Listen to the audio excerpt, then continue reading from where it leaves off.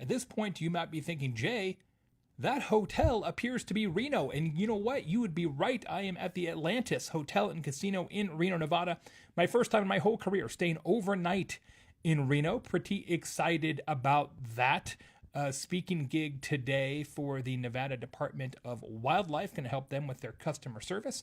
Should be a good time. Now, on the way out here, I was checking Facebook, as one does when you have the annual pass for Wi-Fi, which I got to tell you is the least enthusiastic and most disheartening credit card charge of the year, annual Wi-Fi pass. Anyway, when you have annual Wi-Fi pass, you tend to get on Facebook when you travel a little bit. And on Facebook, I noticed a post from a friend of mine who was celebrating the fact that he had told a couple of meeting planners no.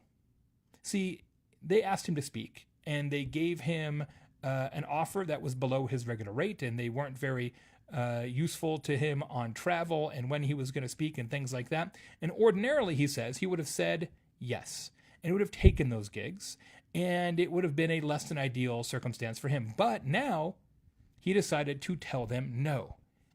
And he, consequently, has learned the most important word in business. The most important word in business, and frankly in life, is no. It's not yes, it's not please, it's not thank you, it is no. And trust me when I tell you, I have made this mistake dozens of times in my life, especially as a younger professional. I get it. I completely, totally, and utterly understand the urge to say yes, especially when you need the money, especially when you need the experience, especially when you need the opportunity. It is so, so easy to say yes to something that's not really right for you, and you know it's not really right for you as soon as the word yes crosses your lips. You know it's not the perfect opportunity for you, but you say yes anyway because you think you have to. And I'm here to tell you, after 25 years in business, it's almost never true. The magic word is no, because when you say no, you save yourself.